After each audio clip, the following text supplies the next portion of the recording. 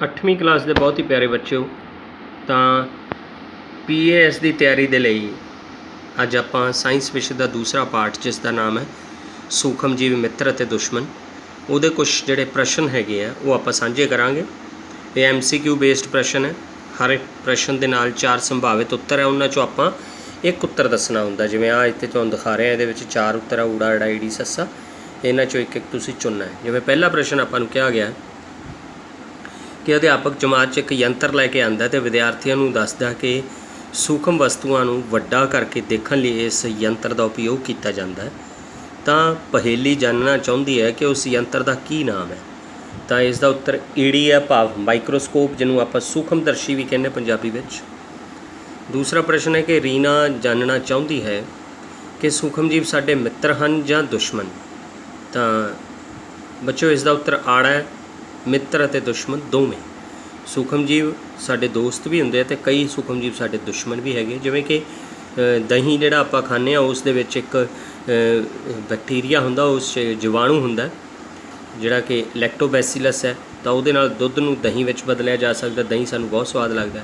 ਪਰ ਜੇ ਉਹੀ ਸੂਖਮ ਜੀਵ ਸਾਡੇ ਸਰੀਰ ਵਿੱਚ ਦਾਖਲ ਹੋ ਜਾਏ ਤਾਂ ਕਈ ਤਰ੍ਹਾਂ ਦੀਆਂ ਬਿਮਾਰੀਆਂ ਵੀ ਕਰ ਸਕਦਾ, ਜਿਵੇਂ ਹੈਜਾ ਜਿਹੜਾ ਉਹ ਜੀਵਾਣੂਆਂ ਨਾਲ ਹੁੰਦਾ ਹੈਗਾ। ਤਾਂ ਇਸ ਲਈ ਦੂਜੇ ਦਾ ਉੱਤਰ ਆੜਾ ਹੈ, ਭਾਵ ਮਿੱਤਰ ਅਤੇ ਦੁਸ਼ਮਣ ਦੋਵੇਂ। ਤੀਸਰਾ ਪ੍ਰਸ਼ਨ ਹੈ ਕਿ ਜੋ ਦਹੀਂ ਅਸੀਂ ਖਾਂਦੇ ਹਾਂ ਉਸ ਵਿੱਚ ਬਹੁਤ ਸਾਰੇ ਜੀਵਾਣੂ ਹੁੰਦੇ ਹਨ, ਉਹ ਕਿਹੜਾ ਜੀਵਾਣੂ ਹੈ ਜੋ ਦੁੱਧ ਤੋਂ ਦਹੀਂ ਬਣਾਉਣ ਵਿੱਚ ਮਦਦ ਕਰਦਾ ਹੈ। ਤਾਂ ਇਸ ਦਾ ਉੱਤਰ ਆੜਾ ਹੈ, ਭਾਵ ਲੈਕਟੋਬੈਸੀਲਸ। ਚੌਥਾ ਪ੍ਰਸ਼ਨ ਜਿਹੜਾ ਆਪਣਾ ਹੈਗਾ ਕਿ ਪੈਕਟਾਂ ਵਿੱਚ ਉਪਲਬਧ ਦੁੱਧ ਲੰਮੇ ਸਮੇਂ ਤੱਕ ਖਰਾਬ ਨਹੀਂ ਹੁੰਦਾ। ਅਜਿਹਾ ਕਿਉਂ? ਕਿਉਂਕਿ ਉਸ ਦੁੱਧ ਦਾ ਪਾਸ਼ਚੀਕ੍ਰਿਤ ਕੀਤਾ ਹੁੰਦਾ ਹੈ। ਪਾਸ਼ਚੀਕਰਨ ਹੋਣ ਕਾਰਨ ਤਾਂ ਇੱਕ ਖਾਸ ਉਸ ਦੀ ਇੱਕ ਵਿਧੀ ਹੈ ਜਿਹੜੀ ਪਾਸ਼ਚੀਕਰਨ ਦੀ, ਜਿਸ ਬਾਰੇ ਅੱਗੇ ਪ੍ਰਸ਼ਨ ਵੀ ਆਊਗਾ, ਤੁਹਾਨੂੰ ਉਸ 'ਚ ਜ਼ਿਆਦਾ ਪਤਾ ਲੱਗ ਜੂ ਇਸ ਬਾਰੇ। ਅਗਲਾ ਪ੍ਰਸ਼ਨ ਹੈ ਕਿ ਖਮੀਰ ਦੀ ਵਰਤੋਂ ਹੇਠ ਲਿਖਿਆਂ ਵਿੱਚੋਂ ਕਿਸ ਦੀ ਤਿਆਰੀ ਲਈ ਕੀਤੀ ਜਾਂਦੀ ਹੈ। ਸ਼ਰਾਬ ਦੀ ਤਿਆਰੀ ਲਈ ਖਮੀਰਨ ਵਿਧੀ ਵਰਤੀ ਜਾਂਦੀ ਹੈ, ਇਸ ਕਰਕੇ ਉਹਦੇ 'ਚ ਖਮੀਰ ਵਰਤਿਆ ਜਾਂਦਾ ਹੈ। ਅਗਲਾ ਪ੍ਰਸ਼ਨ ਹੈ ਹੇਠ ਲਿਖਿਆਂ ਵਿੱਚੋਂ ਕਿਹੜੀ ਪ੍ਰਤੀਜੈਵਿਕ ਦਵਾਈ ਹੈ। ਇਸ ਵਿੱਚੋਂ ਪ੍ਰਤੀਜੈਵਿਕ ਦਵਾਈ ਹੈ ਸਟ੍ਰੈਪਟੋਮਾਈਸਿਨ, ਇੱਕ ਐਂਟੀਬਾਇਓਟਿਕ ਹੈ। तो 7वां प्रश्न है मलेरिया फैलाने वाले प्रोटोजोआ का वाहक कौन है। मादा एनाफ्लीस मच्छर। 7वें का उत्तर है आड़ा। अगला है कि हेठ लिखिया विचों छूत के रोगों का आम वाहक किहड़ा है। बच्चों, इसका आम तौर पर वाहक जिहड़ा वो घरेलू मक्खी है। यही कारण है कि सानू जदों आपां भोजन खाने हुंदे आ तां मक्खियां नूं उड़ाउण लई जरूर सानू कहा जाता या भोजन ढकिया होना चाहिए है, क्योंकि ये घरेलू मक्खियां जिहड़ियां गंदगी ते बह के साडे भोजन ते भी आके बह जांदियां, जिस नाल सानू कई तरह के छूत के रोग हो सकते हैं। तो इस तरह 9वां प्रश्न है 9वां प्रश्न अपना है कि संजीव के माता जी भटूरे बनाने की तैयारी कर रहे हैं तो मैदे में उन्होंने थोड़ा जिहा खमीर पाउडर मिलाता तो कोसे पानी नाल उन्होंने गुन लिया तो गुन्निया होया मैदा जिहड़ा कुछ देर बाद फुल गया। इसका की कारण है? इसका उत्तर है ईड़ी, भाव खमीर सैलों का वाधा, क्योंकि ये अपनी जनन क्रिया करते हैं 1 तो 2, 2 तो 4, 4 तो 8, इस तरह करके अपनी गिनती वधाई जाती है। तो 10वां प्रश्न है कि खंड के अल्कोहल विच बदलन की क्रिया नूं की कहते हैं। तो उसनूं कहने खमीरन क्रिया, क्योंकि शराब तैयार करने लई तुहानूं पहले ही दस्सिया होया कि खमीर वरत्या जाता है। तो खमीरन क्रिया जिहड़ी है इस विच होंदी है। तो 10वें का उत्तर ईड़ी है। 11वां प्रश्न कालमां दा मिलान करना। एक पासे सानूं ऊड़ा वाले पासे 4 दिते हुए तो आड़े वाले पासे भी 4 आपां नूं दिते हुए आ। तो मिलान करो। जिवें सब तो पहला आपां नूं दिता जीवाणु। तो जीवाणु आड़ा दे विच किहड़ा हैगा हैज़ा फैलन का कारण। राइजोबियम इहदे लई की हैगा, राइजोबियम लई नाइट्रोजन का स्थिरीकरण। फलीदार पौधे जिहड़े हुंदे उन्हां दीयां जड़ां विच गंढां हुंदियां जिन्हां विच राइजोबियम जिहड़ा नाम दा जीवाणु उन्हां विच रहिंदा है, जिहड़ा कि नाइट्रोजन का स्थिरीकरण करने में मदद करता है, भाव पौधों को नाइट्रोजन प्रदान करता है। विषाणु, तो इस विचों एड्स फैलन का कारण विषाणु है। HIV विषाणु जिहड़ा हैगा वो एड्स करता है। तो चौथा हैगा प्रोटोजोआ, मलेरिया फैलन का कारण।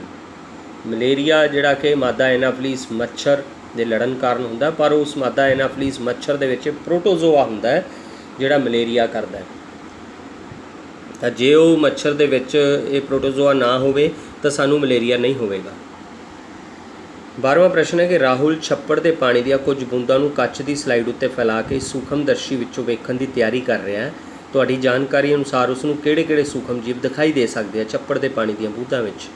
ਤਾਂ ਅਮੀਬਾ, ਸਪਾਇਰੋਗਾਇਰਾ, ਪੈਰਾਮੀਸ਼ੀਅਮ, ਇਹ ਤਿੰਨੇ ਹੋਣਗੇ। ਇਸ ਲਈ 12ਵੇਂ ਦਾ ਉੱਤਰ ਸੱਸਾ ਹੈ, ਭਾਵ ਇਹ ਸਾਰੇ। 13ਵਾਂ ਪ੍ਰਸ਼ਨ ਸਾਡੇ ਕੋਲ ਹੈਗਾ ਕਿ ਅਸੀਂ ਆਪਣੇ ਘਰਾਂ ਵਿੱਚ ਭੋਜਨ ਪਦਾਰਥਾਂ ਨੂੰ ਲੰਬੇ ਸਮੇਂ ਤੱਕ ਸੁਰੱਖਿਅਤ ਕਿਵੇਂ ਰੱਖ ਸਕਦੇ ਹਾਂ? ਤਾਂ ਇਹਦੇ 'ਚ ਸੱਸਾ ਹੈਗਾ, ਭਾਵ ਇਹਨਾਂ ਸਾਰੇ ਢੰਗਾਂ ਨਾਲ। ਤਾਂ ਸਾਰੇ ਢੰਗ ਕਿਹੜੇ-ਕਿਹੜੇ? ਅਚਾਰ ਬਣਾ ਕੇ, ਮੁਰੱਬਾ ਬਣਾ ਕੇ ਅਤੇ ਭੋਜਨ ਪਦਾਰਥਾਂ ਨੂੰ ਫਰਿੱਜ ਵਿੱਚ ਰੱਖ ਕੇ। 14ਵਾਂ ਪ੍ਰਸ਼ਨ ਹੈ ਕਿ ਹੇਠ ਲਿਖਿਆਂ ਵਿੱਚੋਂ ਕਿਹੜਾ ਸੂਖਮ ਜੀਵ ਆਪਣੇ ਮੇਜ਼ਬਾਨ ਜੀਵਾਂ ਦੇ ਸੈੱਲਾਂ ਅੰਦਰ ਪਹੁੰਚ ਕੇ ਹੀ ਜਨਨ ਕਿਰਿਆ ਕਰਦਾ ਹੈ? ਤਾਂ ਇਹਦਾ ਉੱਤਰ ਹੈਗਾ ਵਿਸ਼ਾਣੂ। ਜਿਹੜਾ ਅੱਜ ਕੱਲ੍ਹ ਕਰੋਨਾ ਵਾਇਰਸ ਦਾ ਦੌਰ ਚੱਲ ਰਿਹਾ ਹੈਗਾ, ਇਹ ਕਰੋਨਾ ਵਾਇਰਸ, ਇਹ ਕਰੋਨਾ ਇੱਕ ਵਿਸ਼ਾਣੂ ਹੈ। ਤਾਂ ਜੇ ਇਹ ਬਾਹਰਲੇ ਪਾਸੇ ਰਵੇ ਹਵਾ ਦੇ ਵਿੱਚ ਤਾਂ ਕੋਈ ਨੁਕਸਾਨ ਨਹੀਂ, ਪਰ ਜਦੋਂ ਇਹ ਸਰੀਰ ਦੇ ਅੰਦਰ ਵੜ ਗਿਆ ਤਾਂ ਇਹਨੇ ਜਨਨ ਕਿਰਿਆ ਕਰਕੇ ਆਪਣੀ ਸੰਖਿਆ ਵਧਾ ਲੈਣੀ ਹੈ। ਤਾਂ ਇਹ ਜਨਨ ਕਿਰਿਆ ਹੀ ਹੈ। ਤਾਂ ਇਸ ਕਰਕੇ 14ਵੇਂ ਦਾ ਉੱਤਰ ਈੜੀ ਹੈ, ਭਾਵ ਵਿਸ਼ਾਣੂ। 15ਵਾਂ ਪ੍ਰਸ਼ਨ ਹੈ ਕਿ ਚੇਚਕ ਦੀ ਰੋਕਥਾਮ ਲਈ ਟੀਕੇ ਦੀ ਖੋਜ ਕਿਸ ਨੇ ਕੀਤੀ ਸੀ? ਉਸ ਦਾ ਨਾਮ ਹੈਗਾ ਐਡਵਰਡ ਜੀਨਰ। ਤਾਂ ਇਸ ਕਰਕੇ 15ਵੇਂ ਦਾ ਉੱਤਰ ਈੜੀ ਹੈ। ਹੁਣ ਆਪਾਂ ਦੇਖਾਂਗੇ 16ਵਾਂ ਪ੍ਰਸ਼ਨ।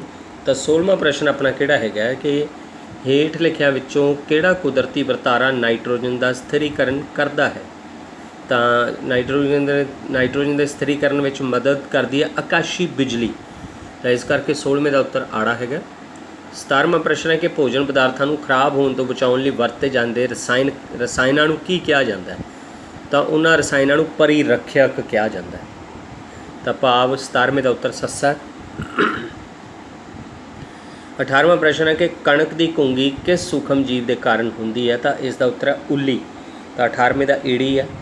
19ਵਾਂ ਪ੍ਰਸ਼ਨ ਹੈ ਕਿ ਸੰਤੋਸ਼ ਆਪਣੇ ਟੀਵੀ 'ਤੇ ਇੱਕ ਇਸ਼ਤਿਹਾਰ ਦੇਖਦੀ ਹੈ ਜਿਸ ਵਿੱਚ ਇੱਕ ਖਾਸ ਦਿਨ 1 ਤੋਂ 5 ਸਾਲ ਦੇ ਹਰ ਬੱਚੇ ਨੂੰ ਹਰ ਹਾਲਤ ਵਿੱਚ ਜ਼ਿੰਦਗੀ ਦੀਆਂ 2 ਬੂੰਦਾਂ ਪਿਲਾਉਣ ਦੀ ਸਲਾਹ ਦਿੱਤੀ ਜਾਂਦੀ ਹੈ। ਇਹ ਬੂੰਦਾਂ ਕਿਸ ਰੋਗ ਤੋਂ ਬੱਚੇ ਦੀ ਸੁਰੱਖਿਆ ਕਰਦੀ ਹੈ? ਉਹ ਹੈਗਾ ਪੋਲੀਓ। ਇਸੇ ਤਰ੍ਹਾਂ 20ਵਾਂ ਪ੍ਰਸ਼ਨ ਹੈ ਕਿ ਹੇਠ ਲਿਖਿਆਂ ਵਿੱਚੋਂ ਡੇਂਗੂ ਵਿਸ਼ਾਣੂ ਦਾ ਵਾਹਕ ਦਾ ਕੰਮ ਕੌਣ ਕਰਦਾ ਹੈ?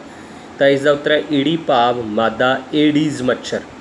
ਮਲੇਰੀਆ ਦੇ ਲਈ ਸੀਗਾ ਮਾਦਾ ਐਨਾਫਿਲੀਜ਼ ਮੱਛਰ, ਪਰ ਡੇਂਗੂ ਦੇ ਲਈ ਜਿਹੜਾ ਹੈਗਾ ਮਾਦਾ ਏਡੀਜ਼ ਮੱਛਰ। ਇਸ ਮੱਛਰ ਦੇ ਖੂਨ ਦੇ ਵਿੱਚ ਡੇਂਗੂ ਦਾ ਵਿਸ਼ਾਣੂ ਆ ਜਾਂਦਾ,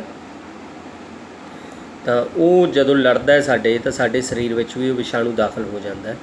ਤਾਂ 21ਵਾਂ ਪ੍ਰਸ਼ਨ ਹੈ ਕਿ ਹੇਠ ਲਿਖਿਆਂ ਵਿੱਚੋਂ ਕਿਹੜਾ ਲਾਗ ਦਾ ਰੋਗ ਨਹੀਂ ਹੈ? ਤਾਂ ਇਸ ਦਾ ਉੱਤਰ ਹੈ ਮਲੇਰੀਆ। ਮਲੇਰੀਆ ਇੱਕ ਬਿਮਾਰ ਵਿਅਕਤੀ ਤੋਂ ਸਿਹਤਮੰਦ ਵਿਅਕਤੀ ਨੂੰ ਨਹੀਂ ਹੁੰਦਾ, ਇਸ ਕਰਕੇ ਇਹਨੂੰ ਲਾਗ ਦਾ ਰੋਗ ਨਹੀਂ ਕਹਿੰਦੇਗੇ। ਪਰ ਟੀਬੀ, ਜ਼ੁਕਾਮ ਅਤੇ ਚਿਕਨ ਪੌਕਸ ਜਿਹੜੇ ਇਹ ਤਿੰਨੇ ਲਾਗ ਦੇ ਰੋਗ ਹੈ। ਹਾਲਾਂਕਿ ਮਲੇਰੀਆ ਜਿਹੜਾ ਹੈਗਾ ਇੱਕ ਮੱਛਰ ਦੇ ਕੱਟਣ ਨਾਲ ਇੱਕ ਵਿਅਕਤੀ ਨੂੰ ਹੋ ਸਕਦਾ ਹੈ, ਅਤੇ ਪਰ ਜੇ ਵਿਅਕਤੀ ਅਤੇ ਮੱਛਰ ਲੜ ਕੇ ਦੂਸਰੇ ਦੇ ਉਹ ਲੜ ਜੇ ਤਾਂ ਇਹ ਕਲੀਅਰ ਨਹੀਂ ਕਹਿ ਸਕਦੇ ਇਸ ਨੂੰ ਆਪਾਂ ਲਾਗ ਦਾ ਰੋਗ ਨਹੀਂ ਕਹਿੰਦੇ, ਕਿਉਂਕਿ ਲਾਗ ਦਾ ਰੋਗ ਬਿਮਾਰ ਵਿਅਕਤੀ ਤੋਂ ਸਿਹਤਮੰਦ ਵਿਅਕਤੀ ਨੂੰ ਹੁੰਦਾ। 22ਵਾਂ ਪ੍ਰਸ਼ਨ ਜਿਹੜਾ ਕਿ ਆਪਣਾ ਪਹਿਲਾਂ ਵੀ ਇੱਕ ਪ੍ਰਸ਼ਨ ਆ ਚੁੱਕਿਆ ਪਾਸ਼ਚੀਕਰਨ ਦੇ ਸੰਬੰਧ ਵਿੱਚ, ਇਹਦੇ ਵਿੱਚ ਉਹਦੀ ਪਾਸ਼ਚੀਕਰਨ ਦੀ ਵਿਧੀ ਦੱਸੀ ਹੋਈ ਆ, ਤਾਂ ਇਸ ਨੂੰ ਸਮਝ ਲੈਣਾ। ਕਹਿੰਦੇ ਅਧਿਆਪਕ ਨੇ ਵਿਦਿਆਰਥੀਆਂ ਨੂੰ ਦੱਸਿਆ ਕਿ ਪੈਕਟ ਵਾਲੇ ਦੁੱਧ ਨੂੰ ਪਹਿਲਾਂ 70 ਡਿਗਰੀ ਸੈਲਸੀਅਸ ਉੱਪਰ 15 ਤੋਂ 30 ਸਕਿੰਟ ਤੱਕ ਗਰਮ ਕੀਤਾ ਜਾਂਦਾ ਹੈ, ਫਿਰ ਇੱਕਦਮ ਠੰਡਾ ਕਰਕੇ ਸਟੋਰ ਕੀਤਾ ਗਿਆ ਹੁੰਦਾ ਹੈ। ਇਸ ਤਰ੍ਹਾਂ ਕਿਉਂ ਕੀਤਾ ਜਾਂਦਾ ਹੈ? ਤਾਂ ਇਹਦਾ ਉੱਤਰ ਹੈ ਈੜੀ, ਭਾਵ ਸੂਖਮ ਜੀਵਾਂ ਦਾ ਵਾਧਾ ਰੋਕਣ ਲਈ। ਅਤੇ ਇਸ ਵਿਧੀ ਨੂੰ ਹੀ ਪਾਸ਼ਚੀਕਰਨ ਵਿਧੀ ਕਹਿੰਦੇ ਆ, ਭਾਵ ਪੈਕਟ ਵਾਲੇ ਦੁੱਧ ਨੂੰ 70 ਡਿਗਰੀ ਸੈਲਸੀਅਸ 'ਤੇ 15 ਤੋਂ 30 ਸਕਿੰਟ ਲਈ ਗਰਮ ਕਰਨਾ ਅਤੇ ਉਸ ਤੋਂ ਬਾਅਦ ਉਹਨੂੰ ਠੰਡਾ ਕਰਕੇ ਸਟੋਰ ਕਰ ਲੈਣਾ। 23ਵਾਂ ਪ੍ਰਸ਼ਨ ਆਪਣੇ ਕੋਲ ਹੈਗਾ ਕਿ ਹੇਠ ਲਿਖਿਆਂ ਵਿੱਚੋਂ ਕਿਸ ਵਿੱਚ ਕਲੋਰੋਫਿਲ ਮੌਜੂਦ ਹੁੰਦੀ ਹੈ? ਤਾਂ ਪ੍ਰਕਾਸ਼ ਸੰਸਲੇਸ਼ਨ ਦੀ ਮਤਲਬ ਆਪਾਂ ਉਹ ਜਿਹੜੀ ਕਿਰਿਆ ਹੁੰਦੀ ਹੈ, ਉਸ ਪ੍ਰਕਾਸ਼ ਸੰਸਲੇਸ਼ਨ ਕਿਰਿਆ ਦੇ ਵਿੱਚ ਉਹ ਜੇ ਕਿਰਿਆ ਪੌਦਿਆਂ ਵਿੱਚ ਹੁੰਦੀ ਹੈ ਤਾਂ ਕਲੋਰੋਫਿਲ ਦੀ ਮੌਜੂਦਗੀ ਕਰਕੇ ਹੁੰਦੀ ਹੈ। ਪਰ ਇਹਨਾਂ 'ਚ ਕੁਛ ਜੀਵ ਵੀ ਦੱਸੇ ਆ ਜਿਨ੍ਹਾਂ ਵਿੱਚ ਪ੍ਰਕਾਸ਼ ਸੰਸਲੇਸ਼ਨ ਦੀ ਕਿਰਿਆ ਹੁੰਦੀ ਹੈ। ਤਾਂ ਇਹਦਾ ਉੱਤਰ ਹੈਗਾ ਆੜਾ, ਭਾਵ ਨੀਲੀ ਹਰੀ ਕਾਈ।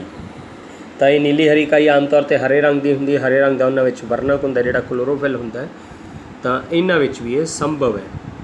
24ਵਾਂ ਪ੍ਰਸ਼ਨ ਆਪਣਾ ਹੈਗਾ ਕਿ ਨਮਕ ਅਤੇ ਖਾਣ ਵਾਲਾ ਤੇਲ ਆਮ ਤੌਰ 'ਤੇ ਪਰਿਰੱਖਿਅਕ ਦੇ ਤੌਰ ਵਰਤੇ ਜਾਂਦੇ ਹਨ, ਪਰ ਜੈਮ ਅਤੇ ਸਕੈਸ਼ ਨੂੰ ਸੁਰੱਖਿਅਤ ਰੱਖਣ ਲਈ ਹੇਠ ਲਿਖਿਆਂ ਵਿੱਚੋਂ ਕਿਸ ਦੀ ਵਰਤੋਂ ਕੀਤੀ ਜਾਂਦੀ ਹੈ? ਖੰਡ, ਸੋਡੀਅਮ ਮੈਟਾਬਾਈਸਲਫੇਟ, ਸੋਡੀਅਮ ਬੈਂਜ਼ੋਏਟ ਕਿ ਇਹ ਸਾਰੇ? ਤਾਂ 24ਵੇਂ ਦਾ ਉੱਤਰ ਸੱਸਾ ਹੈਗਾ, ਭਾਵ ਇਹ ਸਾਰੇ।